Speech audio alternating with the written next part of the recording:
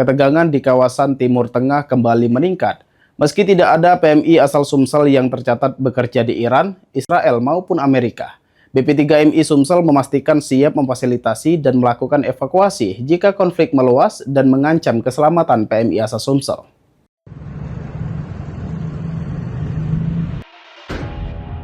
Meski tidak terdapat pekerja migran Indonesia atau PMI asal Sumatera Selatan yang tercatat di BP3MI Provinsi Sumatera Selatan yang bekerja di Iran, Israel maupun Amerika Serikat, peningkatan tensi konflik di kawasan tersebut tetap menjadi perhatian serius. Lantaran berdasarkan data BP3MI Sumsel tahun 2024 dan 2025, terdapat 16 PMI asal Sumatera Selatan yang saat ini bekerja di sejumlah negara Timur Tengah, di antaranya Kuwait, Abu Dhabi, Dubai, Arab Saudi, dan Oman. Menanggapi situasi tersebut, Kepala BP3MI Provinsi Sumatera Selatan Wahidin Syah menyatakan pihaknya akan terus memantau perkembangan konflik yang terjadi. Apabila terjadi eskalasi peperangan yang meluas di wilayah Timur Tengah, BP3MI Sumsel melalui koordinasi dengan perwakilan Kementerian Luar Negeri akan memfasilitasi jalur evakuasi bagi PMI asal Sumatera Selatan untuk kembali ke Indonesia.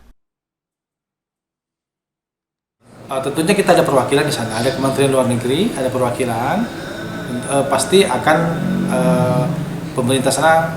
pemerintah kita yang ada di sana untuk mengevakuasi.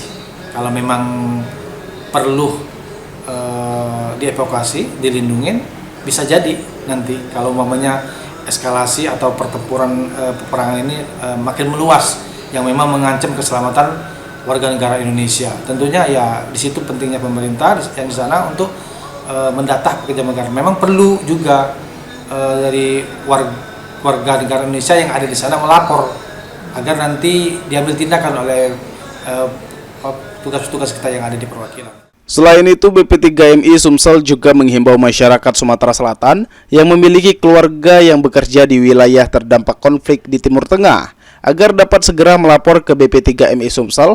Langkah ini dilakukan untuk memudahkan pendataan serta percepatan penanganan apabila situasi keamanan memburuk. Eki Saputra, PAL TV.